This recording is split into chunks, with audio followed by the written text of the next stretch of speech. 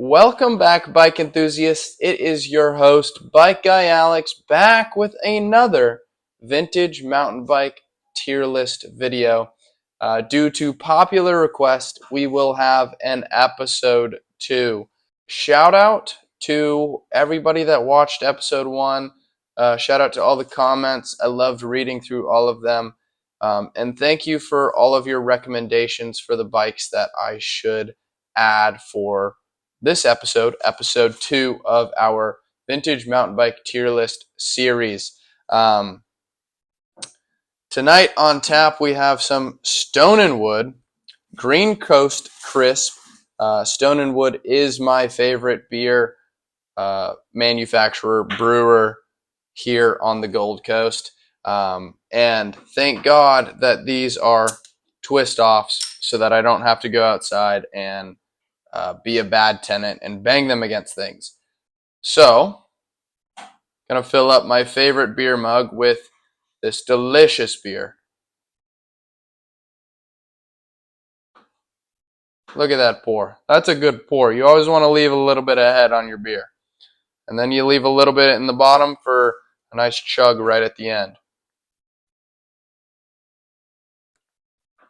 So, shout out Stone & Wood. If you're ever in the Gold Coast, they make my favorite beer. So if you get the opportunity, get one of their beers / stop by their brewery in Byron Bay. That's all I have to say about that. So for everybody at home, crack open your own beers. It's 5 o'clock somewhere, so even if it's bright and early wherever you are watching this video, it's time to crack open a beer because we're diving into the tier list today. So to start off with a quick recap of where we left things after the first episode, we have Cannondale in the S tier with Kona right behind it. Below both of them, we have Specialized in the A tier. Nothing in the B tier. We did have some candidates from the first episode, but they ended up getting knocked down later in that episode. And then down here in the Can't Wheelie tier, we do have the GT, and we also have Giant. And below GT and Giant, in the Seized C-Post tier, we have Trek. And changing the lowest and worst tier to Lycra Lover, we have Scott sitting there all seldom. I know, some big words from Bike Guy Alex. We love to hear it. An educated man, per se.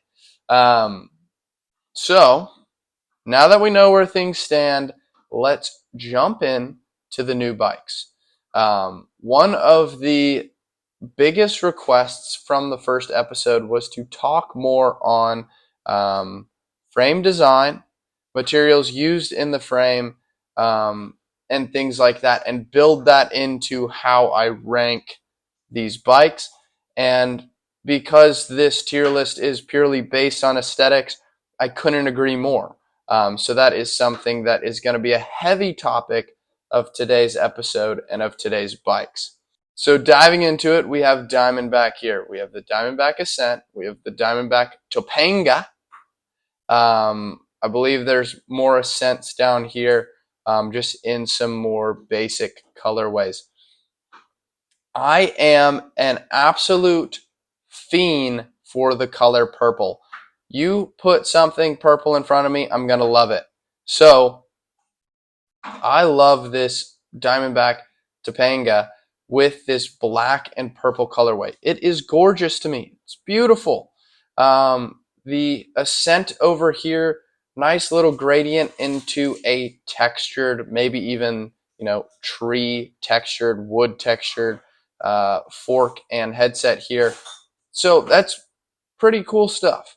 And then even on the more basic Ascents, just choosing some solid colorways that give off 80s, 90s. You love to see it. The Diamondback steel bikes, all of these ones here, fantastic. Nothing really to complain about from these bikes. And as I said, we're going to talk a lot about frame design and frame build and materials used in these builds to create these bikes. So looking at the Topanga here, it has some smooth, clean joints on the steel frame. But then we look to the Diamondback DBR, which was their aluminum frame that came out in the late 90s, mid to late 90s, sorry. And we look at the construction of that frame, and we see some way messier welds here. And that's one of my least favorite things about aluminum frames is how messy these joints can get and how ugly those joints can get.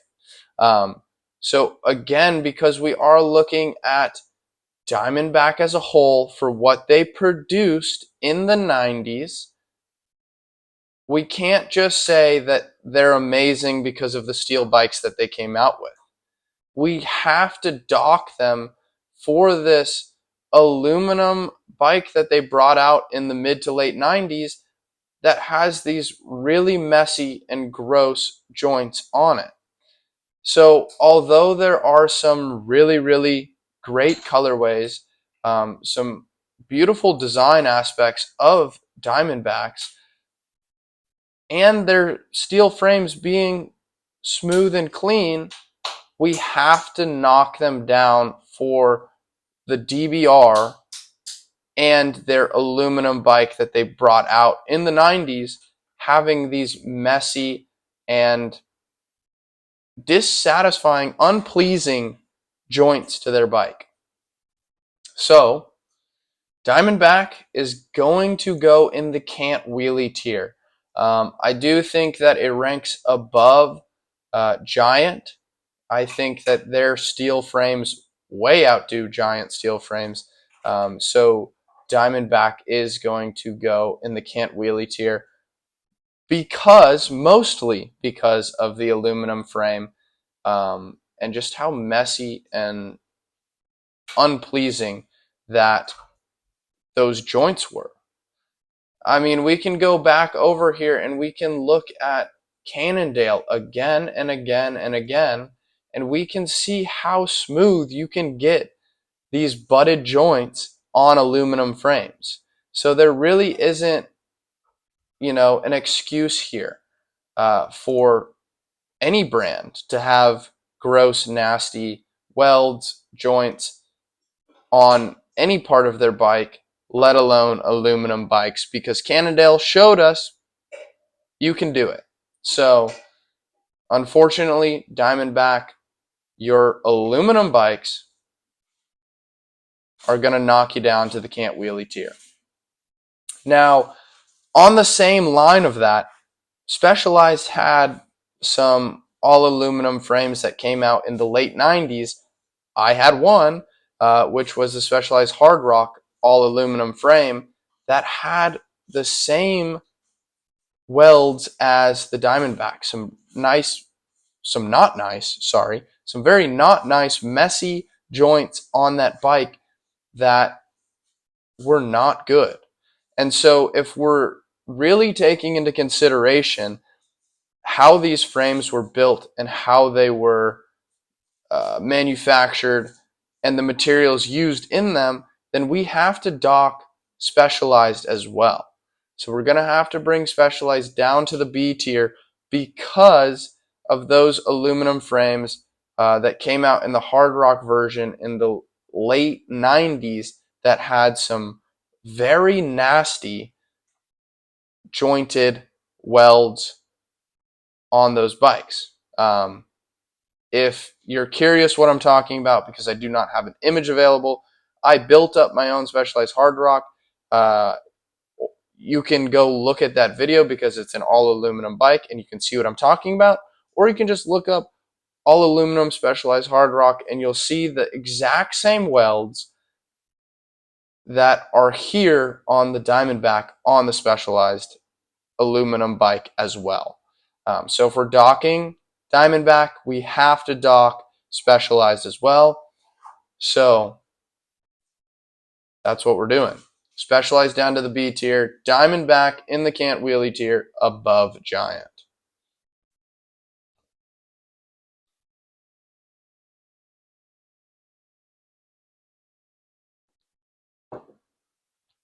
All right. Moving on. Next bike, Bridgestone. Bridgestone came out with the MB1 in sometime in the 80s, and progressed through the 90s with this beautiful bike.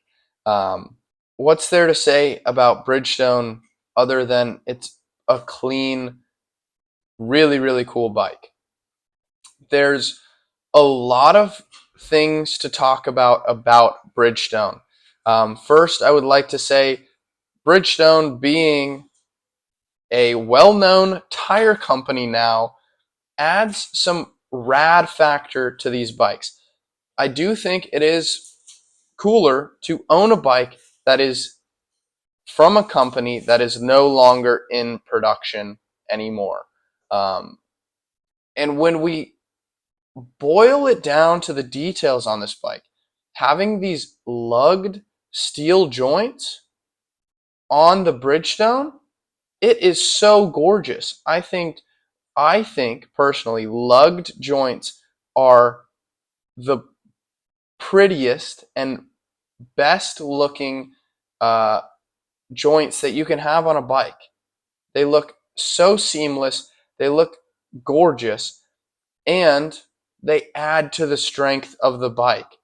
So not only do these joints look beautiful, but they actually have a function and purpose to it. So Bridgestone having the lugged steel joints.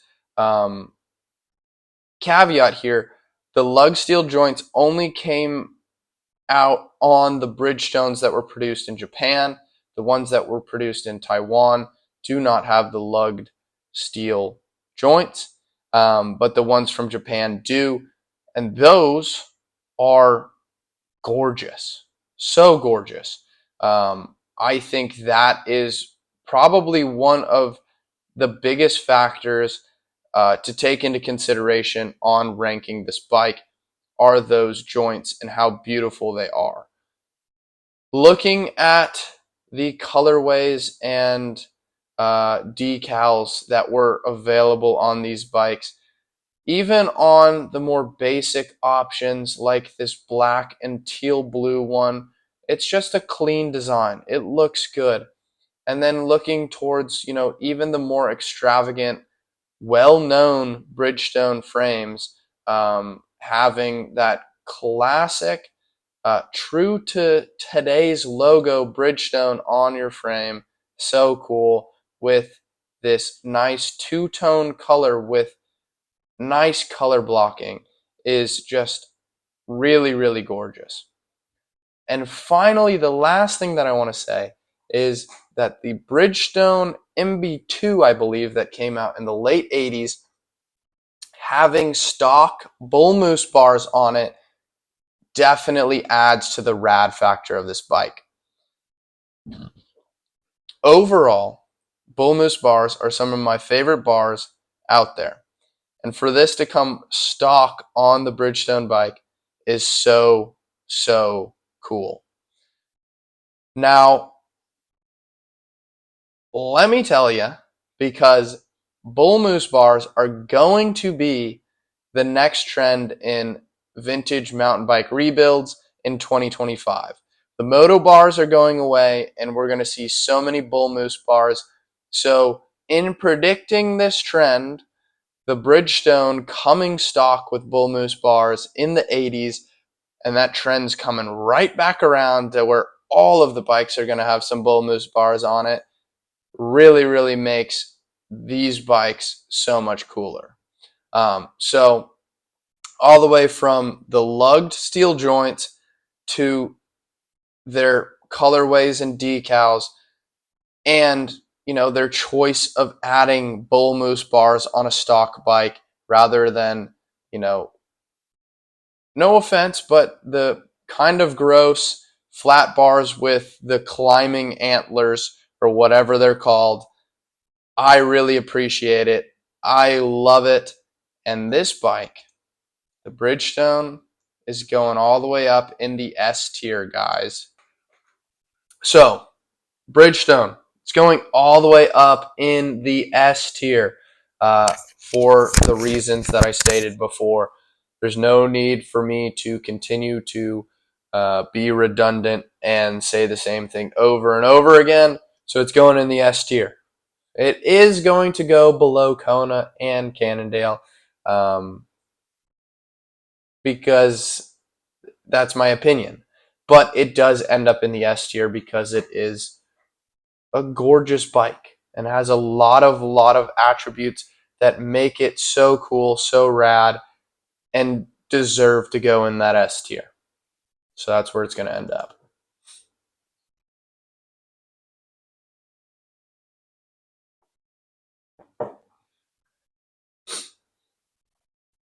All right. Next bike in, we have the Barracuda vintage mountain bike. Now, I do have to say that before filming this video today, I had no idea that this was a mountain bike brand that was out there.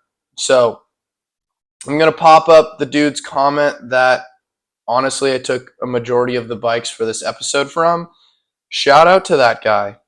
He is a big reason for episode 2 of this tier list series. So everybody, big ups to that guy. If you see him at a bar, buy him a beer for me. I will not reimburse you, but buy him a beer for me. So big ups to that guy. And he is the person that wanted Barracuda to be on this tier list. So I did my digging, and while we're on the page of shouting people out, we do have to give a big shout out to the individual or individuals that are behind creating the Barracuda Bikes website, because this brand no longer exists and was a blip in time in the mountain bike industry. So there is not much information out there on them. But somebody loved these bikes enough that they created a whole website to give you and me the whole spiel about Barracuda mountain bikes, so that I'm able to make this video informed enough to make some important calls on these bikes. I don't even know what that means, but they're there so that I can be at least well informed enough on this bike to make this video. So shout out to that person or people behind that website. They are a big reason that this bike is a part of the tier list, and that I get to share this bike with you if you've never heard of them. So just in case you're like me and you had no idea that this was a bike brand or a bike that existed, Barracuda was a bike brand out of Durango, Colorado. Shout out Colorado, that's where I was born and raised. So that's cool. But out of Durango, Colorado. And they produced their own bikes from, I believe, 93 to 96. You can fact check me because I'm going to put a link to the website where I got all of this information from in my description. So you can fact check me on that. But I believe they produced under their own name from 1993 to 1996, and then got acquired by another brand. I believe it was Scott. Again, you can fact check me using the link down below. But they got acquired by another brand in 96 that continued to produce their bikes until it basically got dissolved into that company, and they became synonymous with that company's name and image. But for that short time period that Barracuda was producing bikes on its own, they came out with some really, really cool bikes. So it is a cool thing that I get to do to touch on them in this video and talk about them and put them in my tier list. The first big thing that I want to call out about these Barracuda mountain bikes is the logo. This tier list is fully based on aesthetics, has nothing to do with component sets and things like that. So looking at aesthetics, the graphic design of these bikes is extremely important. And the Barracuda logo that is on these bikes is so cool. The Barracuda spell out of Barracuda being inside of a Barracuda fish is genuinely the coolest mountain bike logo that is on, I'll say it. I'll come out and say it, on any vintage mountain bike. There's no other vintage mountain bike that can compare to how cool this logo is. It truly is the coolest logo out there. There's no comparison, and I'll prove it to you. I will.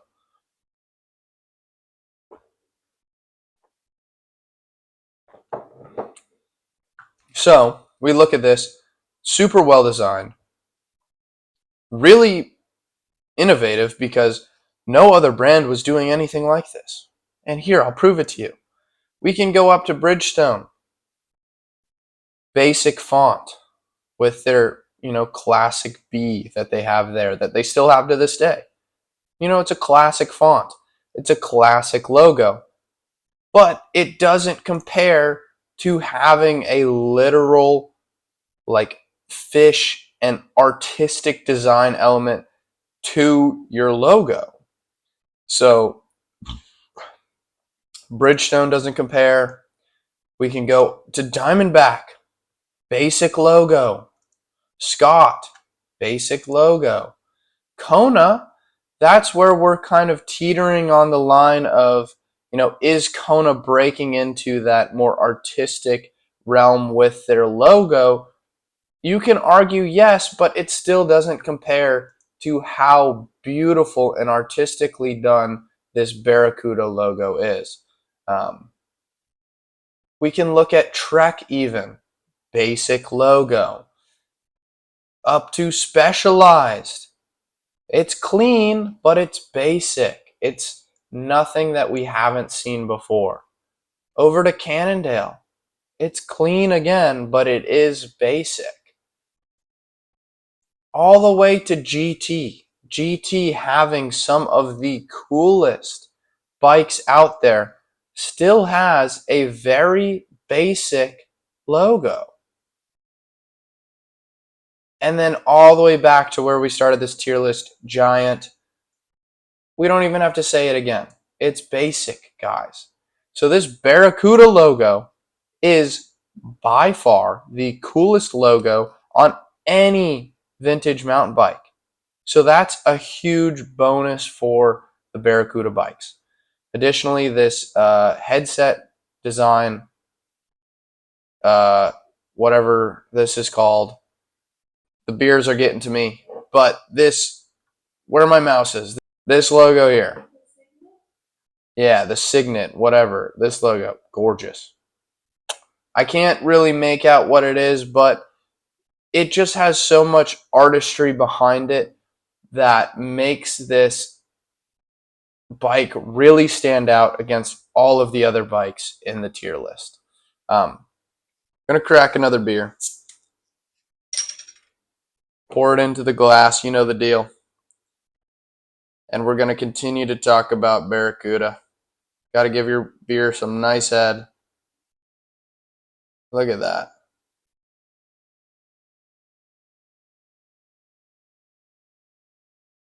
That's a good pour right there. I'm telling you. Leave a little bit extra for yourself, You don't want to pour it all in the glass.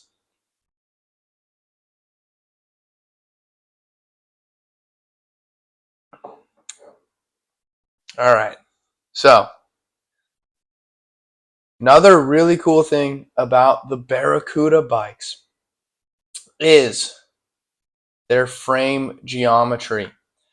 On their higher end models, they have this much more aggressive frame geometry built for true mountain biking. And we can even compare this to what I thought was the aggressive frame geometry of episode 1, the Kona bikes. And when we compare it to the Konas, we can see that these Barracudas actually get way more aggressive in their frame geometry on those higher end models. But we can see that the Barracudas get a much, much more aggressive frame geometry on those higher end models. Now, as an individual that is not particularly, is not looking for these bikes for their mountain bike use specifically, and more so looking for just cool bikes to ride as commuters or daily riders or whatever I want, the the aggressive frame geometry does not mean too much to me. But it is a really cool thing that Barracuda was doing in the early 90s that no other brand was really doing. I mean, we can go back to Kona, but they're not this aggressive of a frame geometry. So, although it's not necessarily the bike that I'm looking for out of my vintage uh, mountain bikes that I'm trying to acquire, it is a cool thing that they did and definitely deserves some points for that. Um, and it is cool that on those lower end models, those everyday user bikes, they have the standard geometry as well. Um, Colorway, paint job, everything. I'll say it again. I am a sucker for a good purple. So this purple, color blocked colorway with the white and with the silver up here with the purple drop shadow gradient under this amazing Barracuda logo. Chef's kiss. What a beautiful bike. And overall, thank you. And overall, thank you. Dude put his comment up again. Thank you, that guy. He opened my eyes to this bike. It's a beautiful bike. It really is. Um, it if we want to go into frame design materials, things like that, it is just a high tensile steel, I believe, from the research that I've done, and we can see that these joints are very smooth. So nothing to complain about there from the jointing and things like that.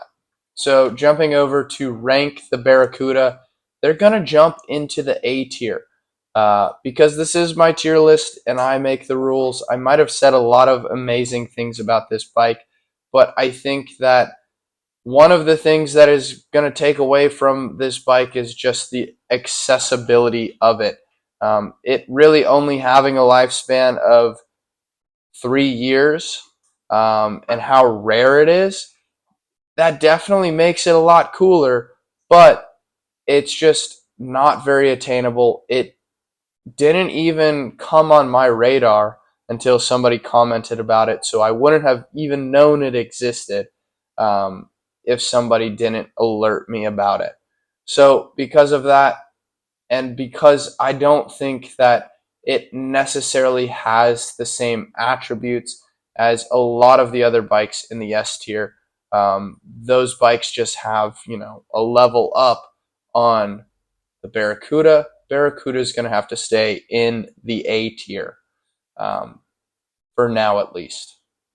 We'll see by episode 3. We'll see by Beer 5. We'll see.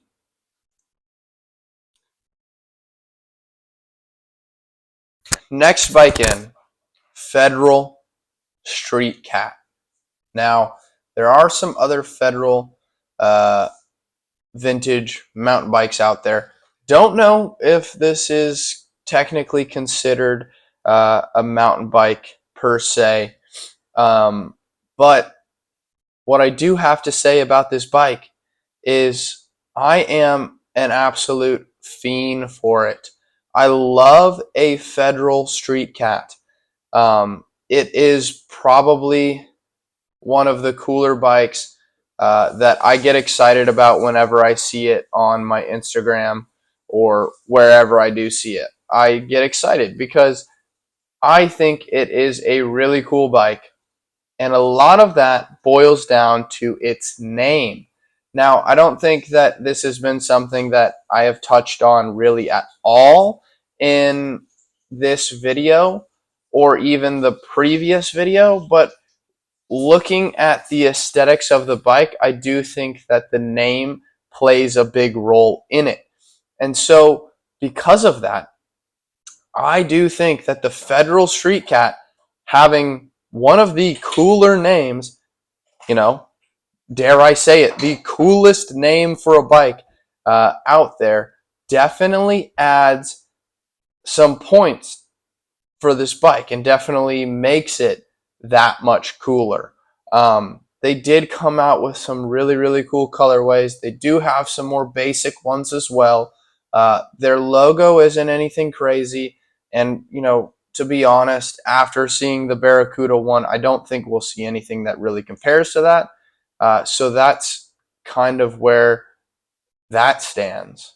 But without further ado, I want to give a celeb rating to my lovely girlfriend, Olivia Withers, to come in and rate this bike on the tier list. It's like a celeb shot in beer pong. Here she is, ladies and gentlemen, Olivia Withers. She just left. I don't know where she's going. She's going somewhere good though, because she's going to come back with a solid rating. Okay. Tell them Hey what you know about guys, I know very little. I know if I like it or if I don't. and she's going to rate this bike.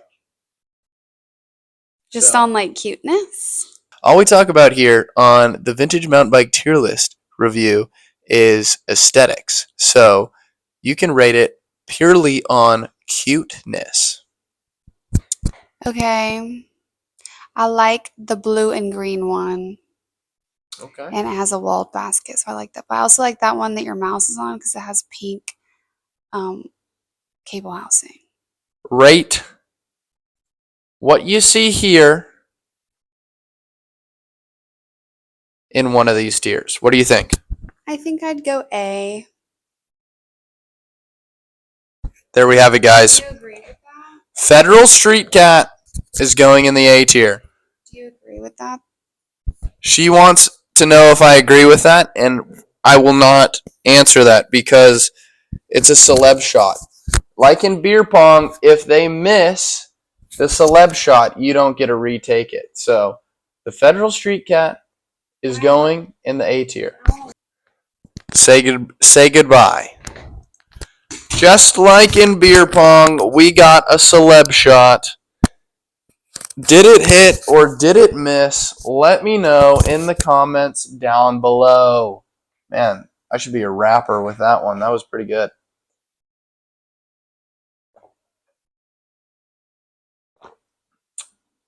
It's almost time for another beer.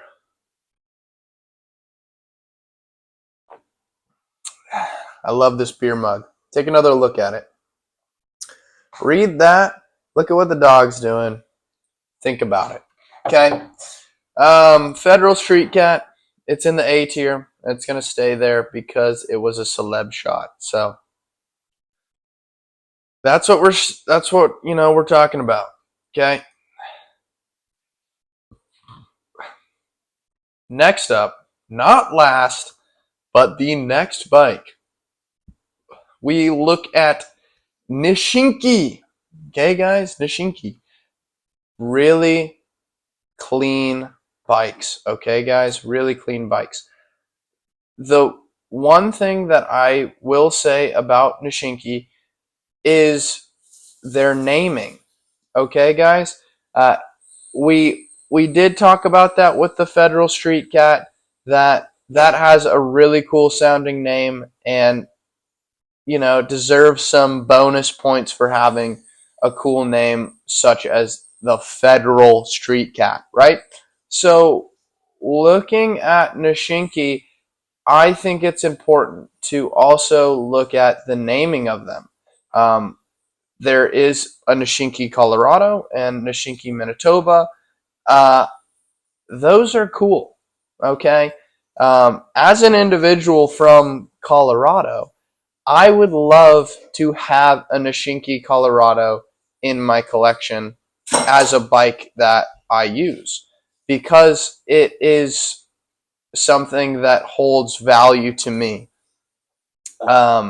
So I do think that is really cool. I do think that that is something to talk about uh, when looking at the Nishinki. Is their naming of these bikes is really cool. But some really, really clean design lines on these bikes, some really, really clean logos, really cool naming of these bikes. I enjoy a Nishinki. I do have to say, this Nishinki Manitoba is screaming copycat. It's screaming it. Let's go up a couple of bikes. What do we have here but the Bridgestone NB6? Now, I will have to do some digging to verify which bike came first. I believe it was the Bridgestone NB6 that came before the Nishinki Manitoba. But look at how similar these bikes look. And you know what we think about copycats in this series. So, just take another look. Nishinki, Manitoba, Bridgestone MB6. This is something that I am going to research after this video comes out. I am assuming currently, as I open my last beer, I am assuming currently that the Bridgestone did come before the Nishinki Manitoba. And if that is the case, if that is the case,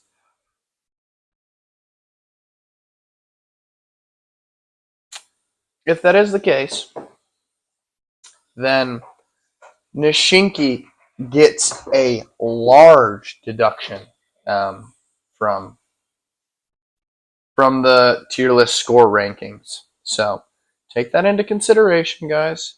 Take that into consideration. I am currently going to rank the Nishinki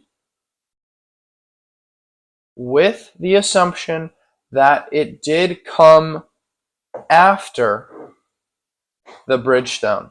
And this copycat vibe will not fly with us here. So Nishinki Manitoba deducts huge points for Nishinki as a brand as a whole. But what really brings back some points for Nishinki is the Nishinki Alien. This bike is so interesting. One of the cooler bikes out there to exist. The Nishinki Alien. No chainstay on the bike. But there is no chainstay on this bike, which is really freaking cool. Okay, guys? I am a fan of interesting frame design, and the Nishinki Alien gets an A+ in interesting frame design. This is innovation that excites from the 90s, guys. From the 90s. Remember that. These bikes are vintage. So, creeping into the early 2000s now is acceptable. But these bikes are from the 90s and they are freaking cool. Okay? So, deducting some points for the Nishinki Manitoba, having that copycat vibe, but we're bringing back a lot of points for the Nishinki Alien. Like, guys, this is a cool bike objectively. You cannot argue it. it is unlike anything else. The performance of this bike, I have no idea. I personally have never ridden a Nishinki Alien, so I have no idea what it feels like and if this frame design is actually desirable. But as an individual that loves bikes for their aesthetics, their appeal, and things like that, having such an interesting frame design like the Nishinki Alien really, really gets me going, and I love it. So, Nishinki Alien bringing back a lot of points for Nishinki as a brand for vintage mountain bikes. And then just one last look at, their more basic models that came out in the 90s. There really isn't anything to complain about. And, you know, we enjoy all of this. Nishinki does have some really clean welds here.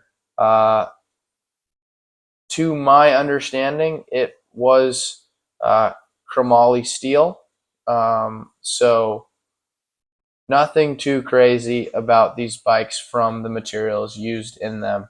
But overall, really, really clean designs from their more basic models, and then just something that hits a home run out of the park with the Nishinki Alien, guys.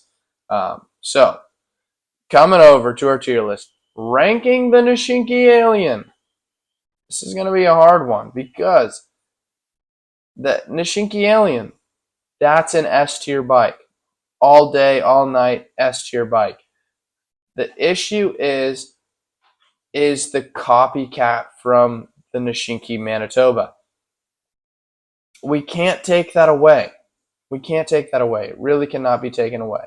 So, although there is the Nishinki Alien, the Nishinki Manitoba having that huge copycat violation, we're going to have to put Nishinki in the A tier. To be honest, if, by episode 3, we'll see if there's an episode 3. If this gets enough traction, enough love, there will be an episode 3. But if it doesn't, this is the last episode, and this is where Nishinki will stay. But if it does come out by episode 3 that Nishinki did not copycat Bridgestone, Nishinki will go up to the S tier, and Bridgestone, who knows where we'll find it. But that is a huge violation if Bridgestone is the copycat here. So I'm going to do some digging, and we will figure that out for real. For now, Nishinki, top of the A tier, should be in the S tier. Too bad they're a copycat. We had some beer difficulties earlier, so we're going to finish pouring this beer. Cheers, last beer of the night, last bike of the night. Let's get into it.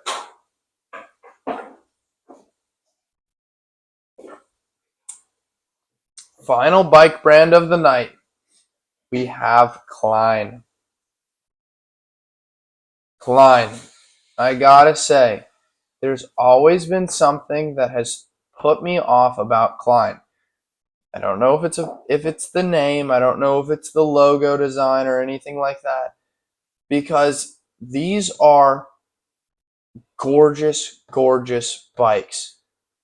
I think if it didn't have the Klein logo on it and it said, Specialized or something like that, I would be head over heels for this bike. But there's something that has always thrown me off about Klein that I just can't get past. It's something that I don't necessarily like. So, unfortunately, we're bringing in personal bias because this is my tier list, and that's what we do here. But we will try to be as objective as possible for these bikes.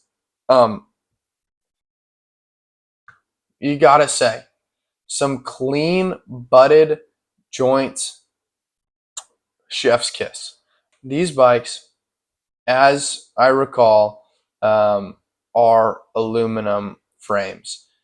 So same as that as Cannondale with some gorgeously smooth butted frames.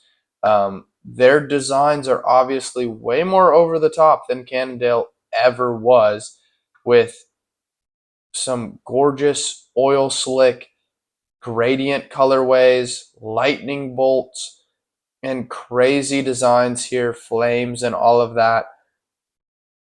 These bikes are cool and way different from Cannondale, but with very similar construction. Um, Another huge thing to call out is the cable routing. Cable routing through the frame in the 90s. Honestly unheard of and really, really freaking cool. Really freaking cool. So big ups Klein for doing that in the 90s. Big ups Klein for this image here. That's just a cool image overall. I wish I had that dude's Sunnies in my rotation. Those are really cool. And honestly, these bikes have some of the coolest colorways and designs out there. If we're going to nitpick, which I am because I there's something about these bikes that I've never been fully on board with. It's their designs have always felt too much for me. We look up here at these flame designs, right? These flame designs feel way too much. Okay? It feels like, yeah, it just feels way too much. It feels like it could have been dumbed down a little bit, even in the color scheme, right? The black with the neon green is really, really aggressive. So I feel like the design, the colors, everything can be dumbed down a lot in these bikes and achieve something way better. I also got to say, I hate the font that Klein chose for their logo. It, whatever it is, if it said any other brand on these bikes, I'd probably be all about them. But this logo just gets to me. You can't throw away the smooth butted welds. You can't throw away that they are extremely interesting bikes. But I mean, I gotta say, some of these bikes are over the top for me and just doing way too much. We come here to this lightning bolt design one, the pink to black to blue, back to pink to an even lighter pink down here on the chainstays. I'm not a fan of it. And then on top of that, you have a lightning bolt. Not a fan of it. Okay, guys. I really think Klein did too much. I'm bringing personal bias in because I've never really enjoyed their bikes, and I've never really seen a Klein bike that I've been like, oh, I love that bike. I need that bike, you know. But there is something to say. There's some cool bikes that they've come out with, and there's definitely ingenuity with these bikes that they were producing in the 90s that no other brand was doing. So there's definitely some things to say about Klein that you can't take away from the brand, even if you have personal bias against them. But it's my job to rank them. So that's what I'm going to do. They are going to go in the seized seat post tier above Trek. They're going above Trek, but they're going in the seized seat post tier. They're really, really cool bikes. A lot of ingenuity behind them. But honestly, they are doing way, way too much with all of these bikes. Even when we boil it down to the more simple ones, they're still doing too much. Things that just, didn't need to do. And if I have one thing to say to Klein, it's change your logo font. I hate it. As long as it's that logo font, I will probably not take you out of the C seat post tier. So yeah. So yeah, guys, that's where we stand for today. Episode 2 of the Vintage Mountain Bike tier list is in the books as of now. These are your standings as of now. If you guys really enjoyed this video and you want to see another one, please like and comment and let me know so that I do end up making an episode 3 because there still are a ton of other bikes out there. But as we stand, Cannondale, Kona, and Bridgestone are in the S tier. In the A tier, we have Nishinki, Barracuda, and Federal. In the B tier, we have Specialized. In the Can't Wheelie tier, we have GT, Diamondback, and Giant. And in the C seat post tier, we have Klein and Trek. And in the changed worst tier, we still have Scott down there all by its seldom. So that's all for today, guys. I really hope that you enjoyed this video. And if you did, there'll be a part 3 because there's a ton more vintage mountain bikes to go through and rate. So if you enjoyed this video, let me know so that I can make a part 3. Bike Guy out.